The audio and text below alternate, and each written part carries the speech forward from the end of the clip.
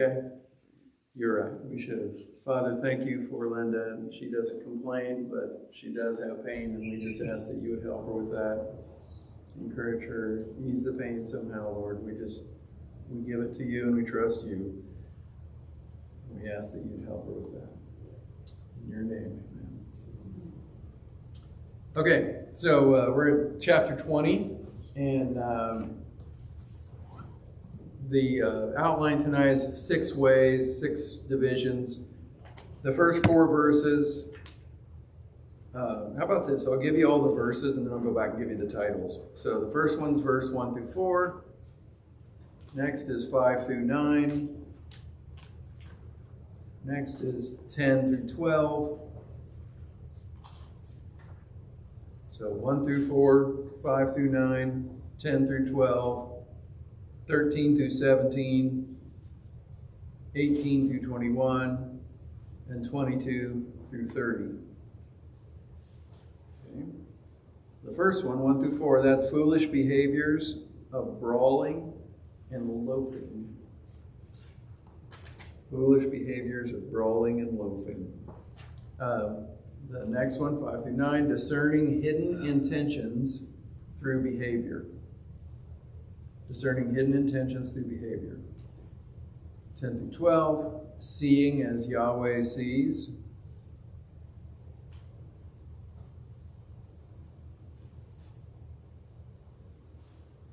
Next, 13 through 17, business practices, foolish and wise.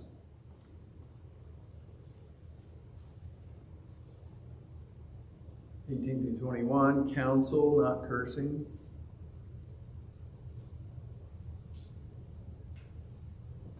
And the last section, 22 through 30, judgment, divine and human. Okay. So,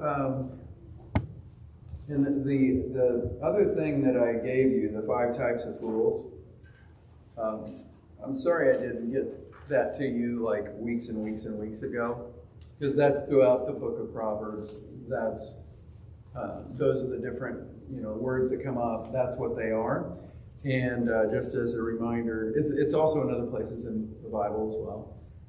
But if you get a concordance, you can figure out which one it is in a particular setting. In the references there, I just put an asterisk. Each reference is referencing that type of fool that paragraph's about. So, okay, last week we spent time looking at that and the different kinds of fools. And we ended with a section in chapter 19 that was specifically about mockers. And we saw that the same Hebrew word translated mocker could also be scoffer or scorner. Okay, and the last section of chapter 19 was all about that. And we said that the person that is a scoffer, a scorner, a mocker, this is a person who has disdain and contempt in their heart toward authorities, including parents, civil authorities, and God. So as a child, sometimes a parent or a teacher has to discern, is this kid not doing what they're supposed to do because they're just being silly, childish, immature, whatever, or are they balking at, you don't have the authority to tell me what to do? Because those are 2 different things. Even though the behavior is the same thing. They did this thing, we determine what's the attitude behind why you did that. God does that too, by the way. This type of fool has not only rejected the truth, they've embraced that which is abominable to God. See this on the news with great regularity. Especially this month. Original Sin Month. You see it mocking authority. I will be my own authority. Thank you very much. No doctor is going to decide what I am. Certainly no God. I will be that God. I will decide what I am. That is a mocker. The mocker will not learn. Of the 5 types of fools, this one is the 4th and the 2nd most severe. It's interesting then, now that we shift into this chapter, that the sage says that kind of mocker, that's wine. So we look at verse 1. Wine is a mocker. It's that word. Strong drink is a brawler, and whoever is led astray by it is not wise. The wrath of a king is like the roaring of a lion. Whoever provokes him to anger sins against his own life. It's honorable for a man to stop striving, since any fool can start a quarrel. The lazy man will not plow because of winter. He will beg during harvest and have nothing. So, in this first verse, wine is a mocker. And then in the New King James, it translates this strong drink is a brawler. Whereas if you were to look in the King James Version or the NIV, it'll say beer right there. Wine is a mocker, beer is a brawler. Actually like that better. I think it falls off the tongue better. Now, I have to confess, as someone who has only ever really been on the outside of this sort of lifestyle looking in, and I don't say that out of, like, look at me, how good I've been. It's just the case in my particular case. Okay, I was raised. I doubt if my mom or dad ever even tasted even once any of that stuff. So, that was just the way it was with me.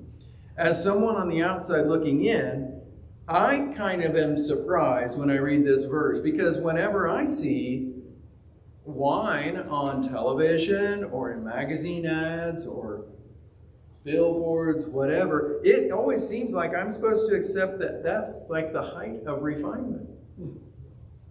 It's the fancy people that are drinking wine. It's the cultured people that are drinking wine. Rachel and I like to watch Masterpiece Theater. They almost always have ads for Viking River cruises. They tour Europe, on these rivers, and every single one has multiple pictures of images of people in the vineyard, in the winery, drinking wine, on and on. They always have a bottle or a glass there. Isn't pride inherently a form of, a part of mocking? Isn't pride something that would go with mocking? I think it is, because some people might have problems with alcohol. But not me. Not me. I can handle that. It's other people, but me. I think it would be pride that would tend to do whatever the desire takes them, regardless of the problems it might cause other people. Certainly, it is a problem of pride, in addition to other things, when a Christian insists on doing or not doing certain things in front of other believers, knowing other believers have an issue with that thing.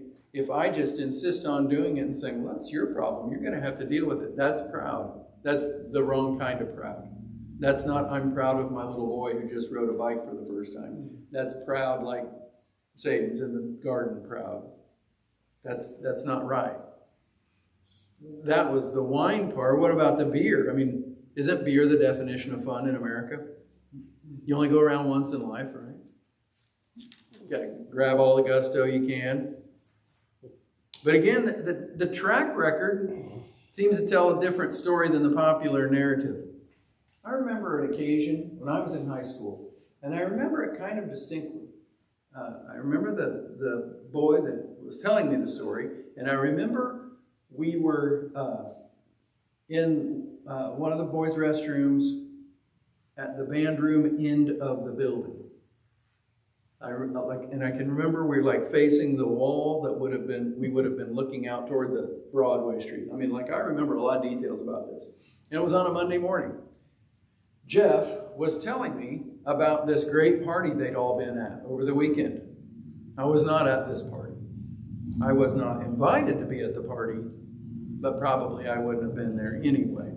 But he was telling me about how awesome this party was, and how he was so excited as he just relived this tale, and he told me how he'd gotten so drunk that he was just throwing up everywhere. And I remember looking at him with this puzzled look on my face, and I said, I remember not that long ago, I had like the flu, and I was just throwing up all night long. I can't imagine thinking that's an accomplishment.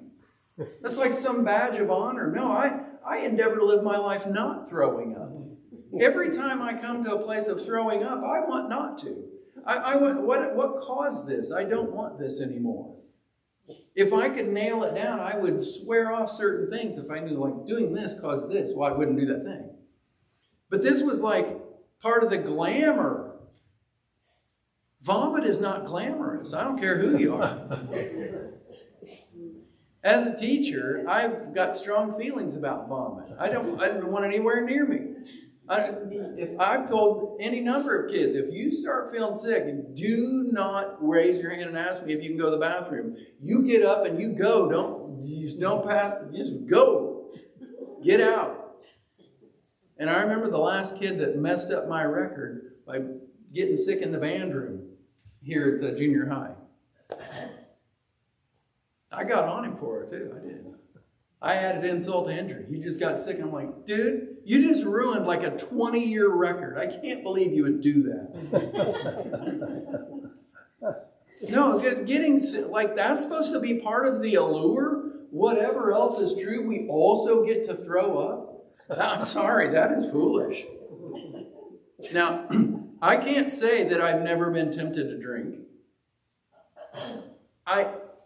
But probably it's truer in my own life. Again, not because I'm better than anybody else. It's just the way I've been. I have other things that have been an issue for me. I have been tempted to think about it.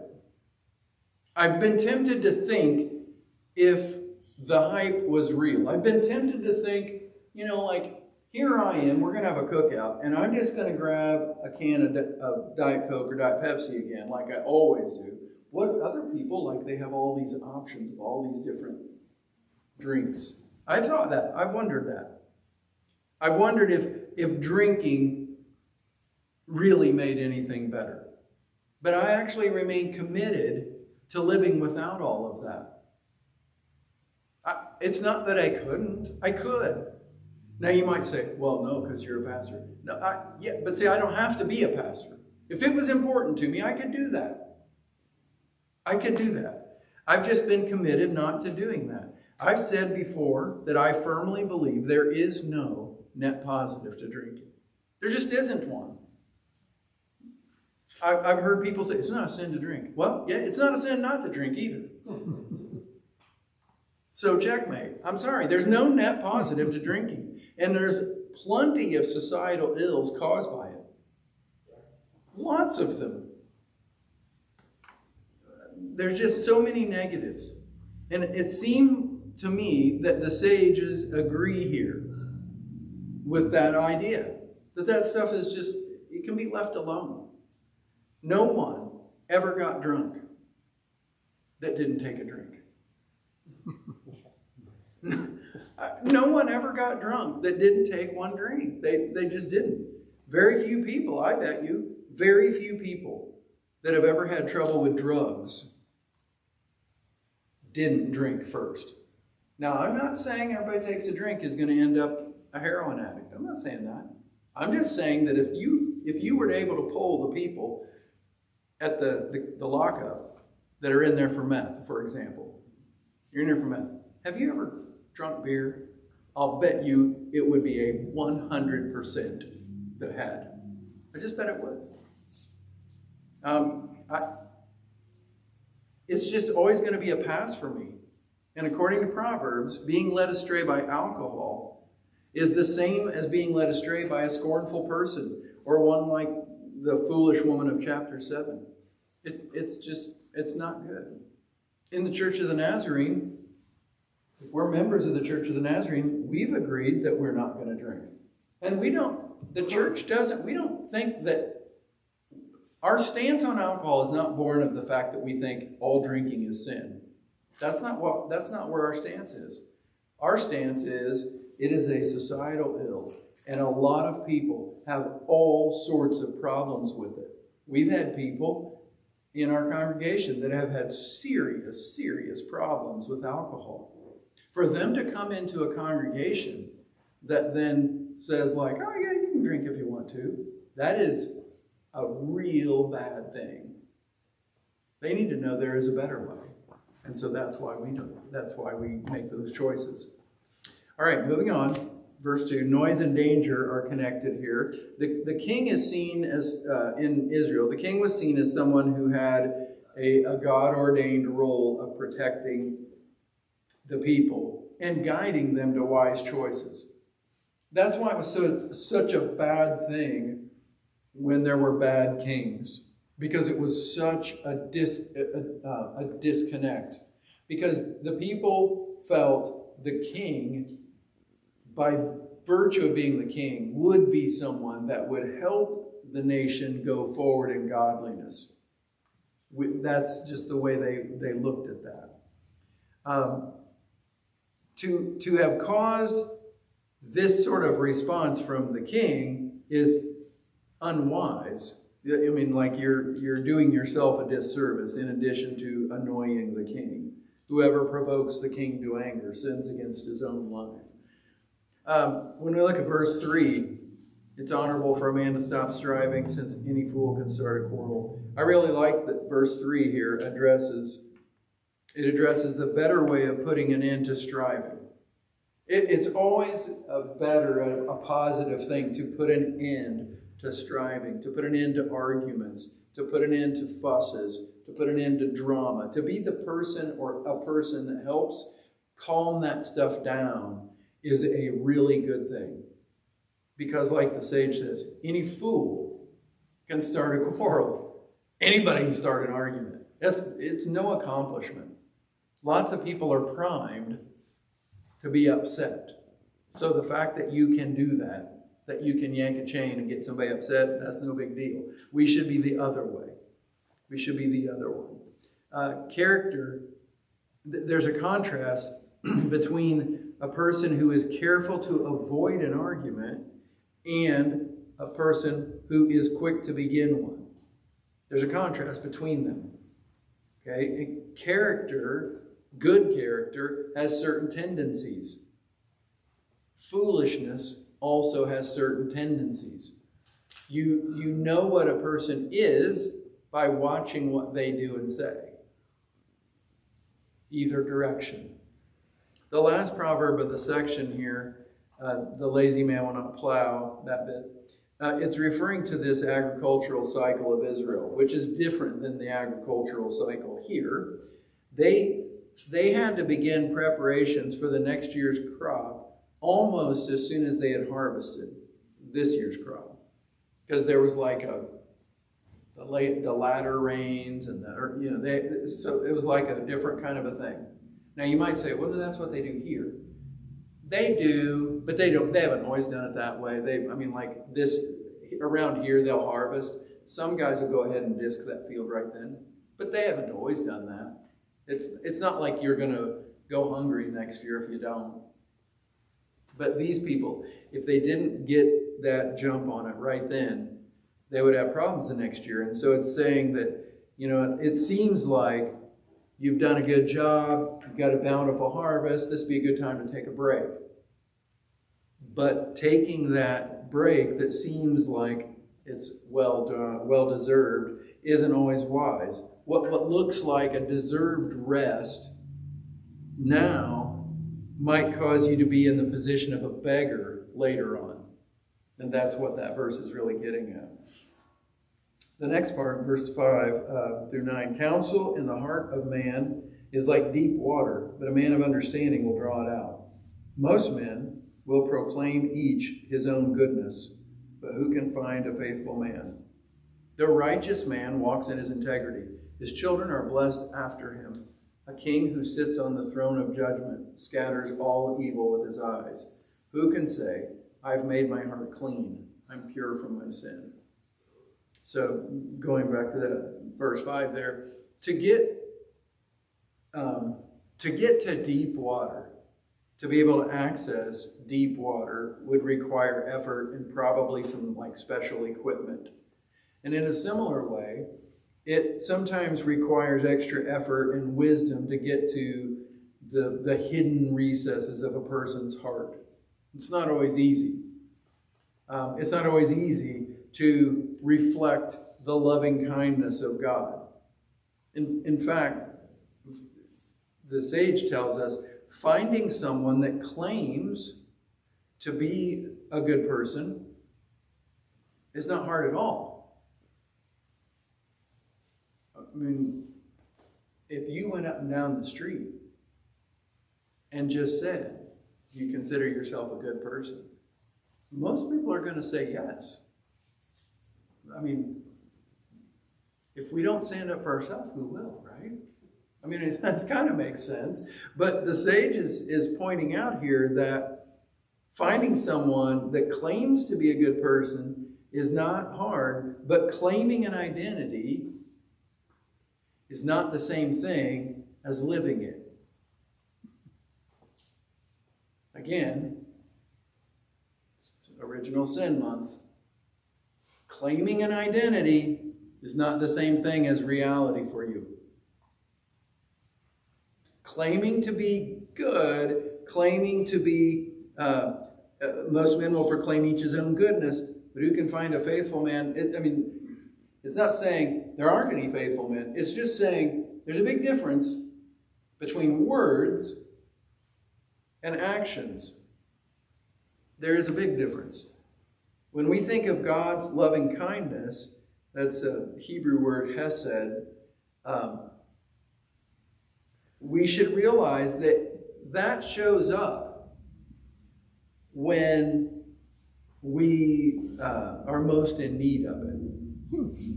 In other words, when we not only haven't earned it, but we really deserve the opposite of that. That's when God's loving kindness shows up. And for the follower of Christ, if we want to act like Christ, which we should, then we have to extend that loving kindness to other people.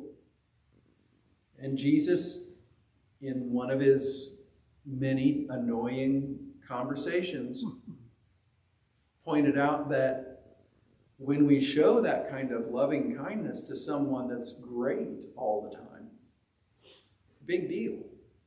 Everybody can be nice to that person. It shows up when it's a person that is mean and nasty and cantankerous and hard to be with. That's where we'll find out if we can really show the loving kindness. And if it's hard for us, and it is hard for me, I would admit that. If it's hard for me, I need to remember that it's probably hard for God to do that to me too, because I rarely deserve it from him, but he keeps showing me that loving kindness. That kind of friend is the faithful man that verse 6 tells us is rare. The faithful man, the one that will be doing what God wants all the time. Look at verse 9. Who can say, I've made my heart clean, I'm pure from my sin? It's framed like a rhetorical question. It'd be easy to assume that the answer to the question is no one, because we sometimes think that a rhetorical question implies a no answer. It doesn't always. But I like the NIV more here. It says, who can say, I've kept my heart pure? We would say that only God can make a heart pure. That would be a doctrinal position that we would all, I think, agree on. But the keeping of a pure heart is a goal that we have to strive for. God makes my heart pure, and then he calls on me to walk in ways that honor him, keeping my heart pure. I was standing right here when we went through 1 and 2 Peter, where Peter wrote, work out your own salvation with fear and trembling. That's what he's talking about. You've been given salvation. Now, you have to work it out. There's some parts for you. I think what the sage is getting at is not that nobody is keeping their heart pure, but that, again, self-proclamation is not the same thing as success. Personal accountability is what is needed more than, like in verse 8, the king who will scatter evil. We have to be diligent to walk in God's ways.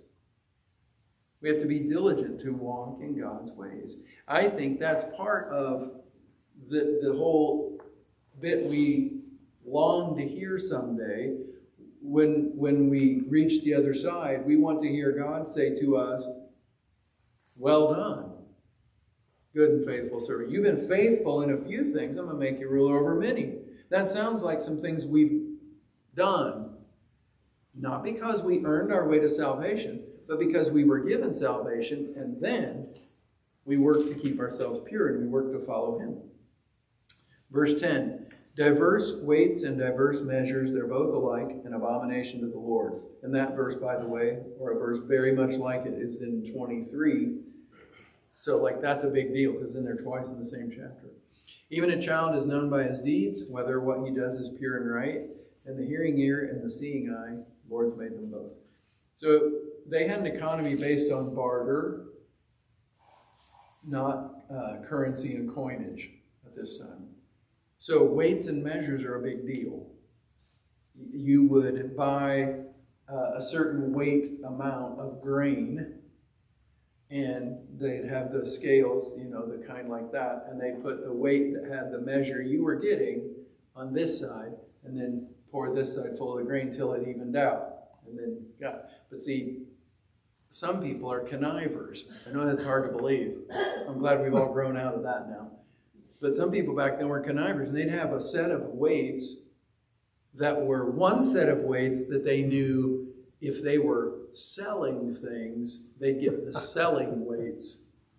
And then if they were buying things, they'd have the buying weights. They were a little heavier, that's right. The selling weights are a little shy, and the buying weights are a little heavy. So they can always have just a little bit of an edge. And God hates that stuff. It says it's an abomination to God. And the principle is that we as followers of the Lord, we should have one set of standards. We can't be chameleons in the world, acting one way when we're at church and then morphing into something very different when we're elsewhere. You might be really good at pulling that off, at least when it comes to other people. But God says, just like a child is easily known, a child's known by their doing, whether they're good or right. God's saying, so are you when I look at you. Because I made the ears that hear, and I made the eyes that see, because I know what hearing and seeing is, and I know when people do what they do. And we have to remember that. Our two main ways of gathering information in the world were invented by God, hearing and seeing. And so we shouldn't be surprised that God kind of has an idea of what's going on in our world and in our life. Verse 13 through 17, do not love sleep, lest you come to poverty. Open your eyes and you'll be satisfied with bread. It's good for nothing, cries the buyer, but when he's gone his way, then he boasts. There's gold and a multitude of rubies, but the lips of knowledge are a precious jewel. Take the garment of one who's surety for a stranger, hold it as a pledge when it is for a seductress. Bread gained by deceit is sweet to a man, but afterward his mouth will be filled with gravel. Remember, I don't know if it was last week or not, but not too long ago, we talked about the rich. And I said something about everybody has a definition of who the rich are. It's somebody that's what? More better than you. Richer than you. That's right. The rich is somebody richer than you. I think that's a similar view in this first verse here. Verse 13. It talks about limiting sleep. You know who sleeps too much? Somebody sleeps more than you.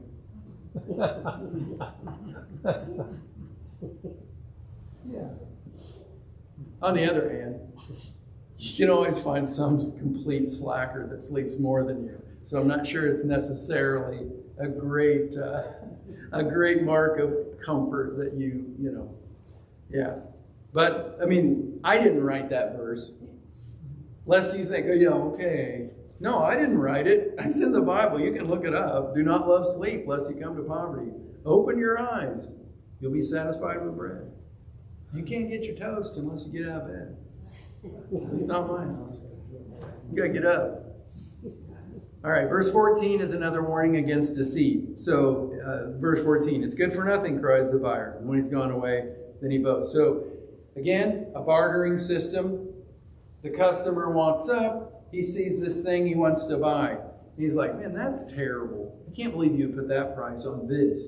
It's no good. It's shabby. It's all these things, all in an effort to drive the price down.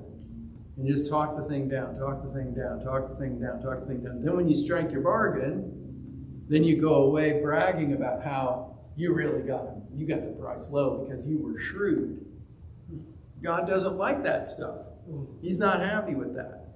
That kind of, God sees through that, and that kind of ill-gotten gain turns out bad. That's what it says there in bread gained by deceit is sweet to a man, but afterward his mouth will be filled with gravel. That's just a picture of a bad thing. I think all of us can probably have an image in our mind of what it's like when you bite into something and there's grit in it. It's a terrible feeling. All right, so the next little bit, 18 through 21, I'm not going to talk about that, but I'll read it. Plans are established by counsel, by wise counsel, wage war. And by the way, if you want an example of that, it would be in 2 Samuel, I believe. David has been run out of Jerusalem by Absalom, and one of his guys that's loyal to him ends up a counselor to Absalom. And he gives Absalom bad advice on purpose. And that's what this is getting. Plans are established by counsel, by wise counsel, wage war. Absalom waged war by unwise counsel and lost. All right, anyway. He who goes about as a talebearer reveals secrets, therefore do not associate with one who flatters with his lips. Whoever curses his father or mother, his lamp will be put out in deep darkness. An inheritance gained hastily at the beginning will not be blessed at the end. Moving right on to verse 22. Do not say, I will recompense evil. Wait for the Lord, and he will save you. Diverse weights are an abomination to the Lord, and dishonest scales are not good. Again, echoing that verse we already talked about. A man's steps are of the Lord. How then can a man understand his own way? It's a snare for a man to devote rashly something as holy, and afterward to reconsider his vows. Just remind you right there of Jesus talking to the Pharisees about you're saying your resources are holy to the Lord. He said, use the word Corban. You declared them Corban, so now you can't take care of your parents because this money's set apart for God. Jesus says that's nonsense and you shouldn't do that.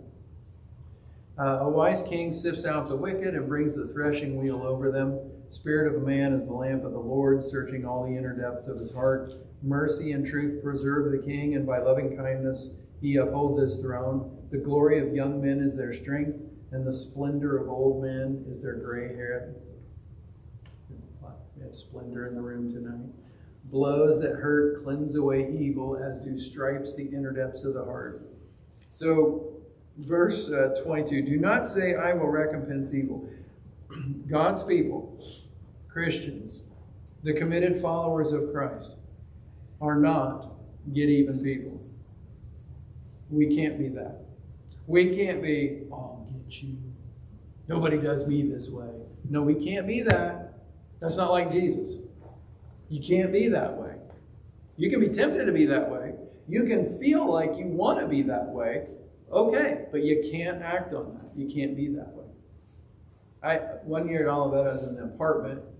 Back then, there was either the dorms or this one building that had apartments. Sophomore year was in the apartments. There were 6 guys in this one apartment. 3-bedroom apartment. Each had 2 in a room. One of the roommates was a guy named Doug, who I always refer to as 70 times 7 Doug. Because if you did anything to him, he went so overboard in getting you back It was just ridiculous to the level he would do it. And it wasn't like, well, see, you learn not to mess with him. No, nobody liked him because of that. I mean, it wasn't like friendly back and forth. No, he just went way over the top. And I guess he got his way. Nobody messed with him much, but nobody messed with him much at all. We can't be that way for Christians. That's not our place. The Lord will repay. That we can't pay back. In the book of Revelation, in chapter 5, there's a scene where John has this vision at one point. He sees the altar. Under the altar are the souls of those that have been martyred for their faith. And they are crying out. Anybody know? How long, O Lord? How long? When will you bring justice to this problem? Justice for them. See, they were people that were martyred for the faith. They didn't do the get even stuff when they were alive. They just took it. They still wanted justice. We want justice. I want justice. I want justice for you. I want justice. I like Oprah. Justice for you, justice for you, justice for you. I want justice for me. I do. But we can't be the one, like if God's not going to do something, I will. No, we can't be that way. So even if we end up one of the martyred saints and still crying out, how long, O Lord? That's what has to be. Now, again, if you like justice, and I think you should like it, you'll be happy to know that prayer is answered. There is a time when Jesus does take care of things, and it's taken care of. How does that compare to somebody taking advantage of you or treating you wrong? You don't have to allow yourself to be treated poorly. If you know somebody's taking advantage of you, let's say somebody's trying to sell you siding on your house, and you think they're a crook. Don't do business with them. Thanks and no thanks. Move on. Is that what you're talking about? Yeah. What's the difference between paying them back and not allowing them to take advantage of you? Well, I guess if I'm at a restaurant and I don't something happened, it took too long, whatever, I had a bad experience, I'm not going to ream this girl out that was the waitress. I'm not going to yell at her. I'm not going to go later and get on my phone and bring up Yelp and write some terrible one-star review like nobody should ever go to this place. On and on and on and on. To me, that would be the paying back. I might talk to the place at the time when they say, hey, is everything okay? I might say, actually, it wasn't. To me, you can deal with situations, but we can't be that person. God is not in some faraway place, uninterested in the affairs of earth and its occupants. He's closely involved, and he's very interested in what goes on. And he cares that we treat people well. And he knows when we do and when we don't. He's so closely invested in what goes on. He knows when someone's trying to get the better end of a deal by using tricky weights or by trying to connive someone into selling something at a lower price. God's people should live differently than that, differently from the world. We have to. There is a difference between saying you're a thing and being a thing. I am a musician. I'm not a musician because I hang out with musicians. I'm a musician because I have certain skills. I've known people that wanted to be musicians and they hung out, but they didn't have the skills. They had declarations. They had proclamations of what they were, but they weren't that thing. We can't be that. We have to live in reality and we have to live in truth. Whatever else God is, he's a God of truth. If I'm going to be like God, I have to be a person of truth. I can't be deceiving myself. I can't be deceiving other people. When I compare what I am as a committed follower of Christ, when I compare what I am to what I was before, I should be able to see a contrast. If there's not a contrast, that's a problem. See, when it comes to following the Lord, when it comes to Christians, when it comes to those who would consider themselves the committed followers of Christ, if there's no difference, then there's no difference. And we shouldn't pretend. If there's no difference, there's no difference. I mean, that's the way we ask people if they know where they, if you were to die tonight, I get that, and there are certain people that can answer that question, but we also need to know that some people will answer a certain way because that's what they want to be true. Mm-hmm. But if there's no difference, there's no difference. And God calls us to be different. I believe, again, Peter, a peculiar people, different, peculiar not because we're odd, although that too, because it is odd not to want to get back at people. It is odd not to lie, to get your own way. It is odd not to vie for position. The world does that all the time. We have to be different than that. We just have to. If we're not interested in being different than the world, well, then I would recommend Wednesday night, 6 o'clock at church isn't where you want to be. I mean, if I want to be like the world, they're not here, clearly. So, well, let's have a word of prayer. Father, thank you for your word to us tonight. Help us, Lord, to realize that you are the one that gives salvation. You are the one that cleanses a heart. But you also then enable us and expect us to walk in integrity. You expect us to take what you've given us, and like the parable of the talents, you expect us to live a certain way and to do something with that, so that at the end of time we can be told, well done. Well done means something was accomplished. You want us to walk in your ways, not just make a declaration, but to walk in your ways, so that we are truly different than we used to be. We're not saying we are better than anybody else. We're saying that we are not what we were because of what has happened in our heart with you. And that because of that, we're different. There's a clear before and after of us. Help us to remember that, Lord, that that's what you want from your people. We ask in Jesus' name. All right, thanks for coming tonight.